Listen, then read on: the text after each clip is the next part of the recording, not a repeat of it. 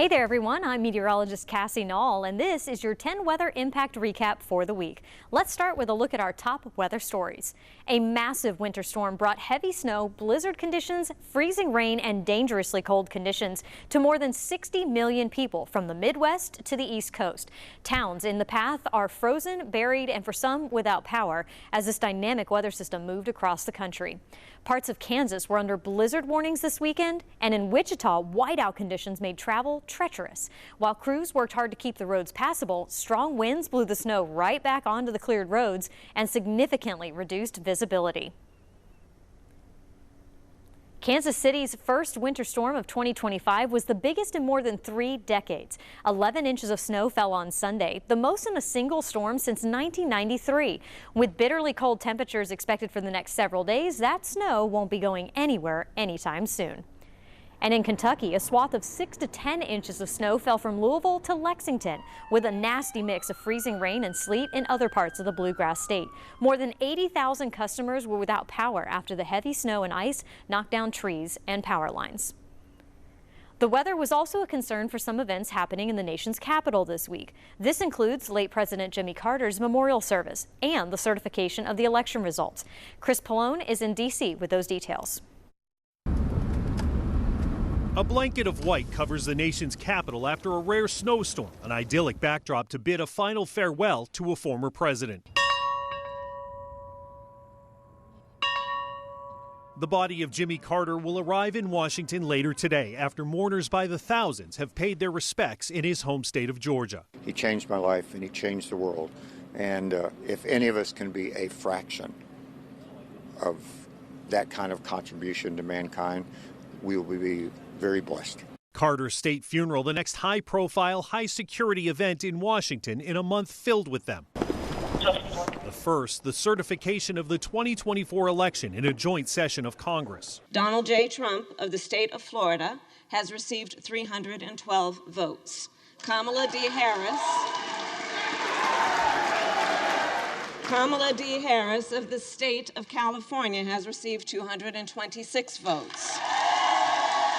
Vice President Kamala Harris presided over the certification, which made official her election loss to Donald Trump. Tall fences surrounded the Capitol with hundreds of officers on guard. The count and certification lasted just 40 minutes. A stark contrast to what happened 4 years ago when a pro-Trump mob stormed the Capitol and disrupted the proceedings for hours. One of the most important pillars of our democracy is that there will be a peaceful transfer of power. A transfer of power which concludes in less than 2 weeks with the inauguration of President-elect Donald Trump.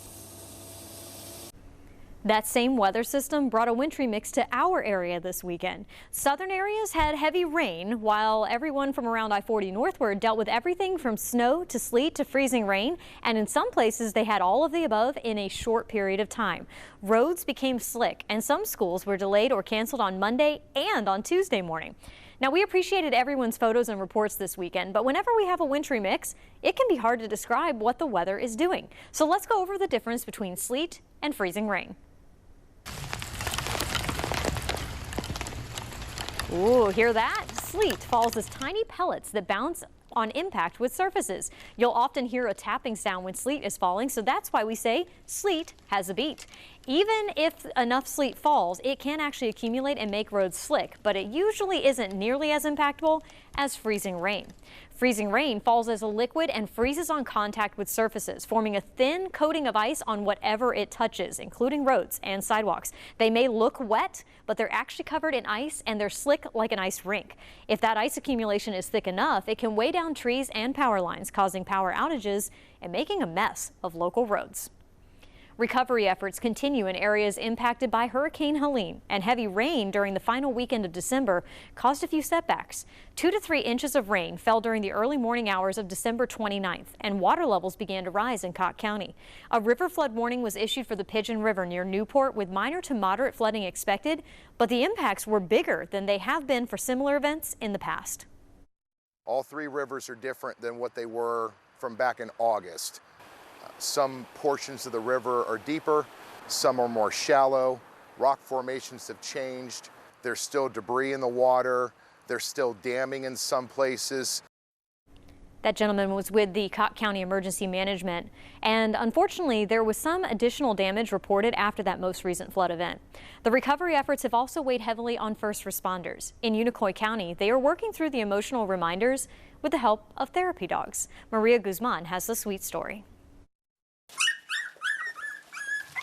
At the Unicoi County Dispatch Center. Unicoi County, 911. These wagging tails and furry friends will be the first to welcome you in. So this is Stella. A terrier mixed dog, Stella was found by strangers after Hurricane Helene flooded the mountain community. We don't know how old she is, what breeds she is. She's just 100% good girl. And she is indeed a good girl.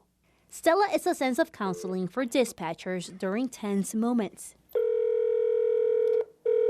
And I've actually had dispatchers, they'll come in and they want to talk about something heavy, so they go over and sit and pet Stella while they talk about that thing. I think it helps them open up. Stella. I know. Little did the team know the bundle of surprises Stella was carrying. And she looked very healthy when she got here. Come to find out, that was just because she was pregnant. Stella went into labor on Black Friday. The unit expected 5 puppies, but it turned out to be more. So in about 45 minutes, she had 7 puppies. They're almost a month old, and their days consist of more than enough love and affection from first responders. If any agencies, 911 especially, are on the fence about getting a dog, just do it. Just do it. It really helps. I love that story. Now, looking back on December, it was like a teeter-totter with lots of highs and lows swinging back and forth with temperatures throughout the month.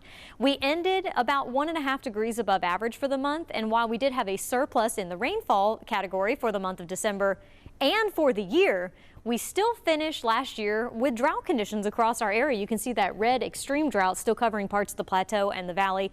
2024 will also go down as the second warmest year on record, second only to 2016 and now running just ahead of 2019. Looking at this chart right here, 7 of the top 10 warmest years on record in Knoxville have occurred in the 21st century. Now, January is the second month of meteorological winter, and by the averages is our coldest month of the year. Meteorological winter is also part of typically our wettest season of the year, followed closely by spring. And in January, we average about 4.76 inches of rain. In some positive news, we will also gain 39 minutes of daylight this month. And speaking of daylight hours, we are currently experiencing our latest sunrises of the year. The sunrise will be at 7:46 a.m. through the 12th. And then start to slowly get earlier and earlier as those daylight hours grow. The January full moon will also take place early next week. The full wolf moon will rise during the evening on Monday the 13th, and it's named because you can often hear wolves howling on cold January nights. Not here necessarily in East Tennessee, but in places that have wolves. Also in the night sky, Venus will be shining bright in the southwestern sky after dusk each night this month, and Mars will be very close to the moon while it is full early next week. Saturn and Jupiter are also visible at times in the night during the month of January. So those are all fun things to look forward to. Speaking of looking forward, the long-range outlooks from the Climate Prediction Center still show these below-average temperatures continuing. We've been below average every day so far this month, and it looks like that's going to continue at least into the middle of January, if not farther beyond that point. As we've talked about before, when you have cold air in place, that means that every weather system that comes through brings you a chance for possibly some wintry weather. And we saw that on Tuesday morning in East Maryville. Check this out. This photo came in from Mary, and look at the roads and the cars and everything just covered in a light coating of snow.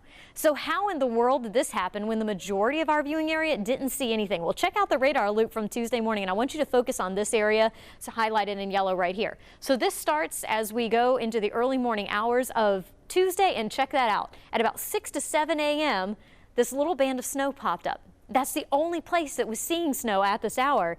And it might have been because of either Sharps Ridge or possibly Bearden Hill that gave that extra little lift in the atmosphere to cause that little snow flurry band to develop.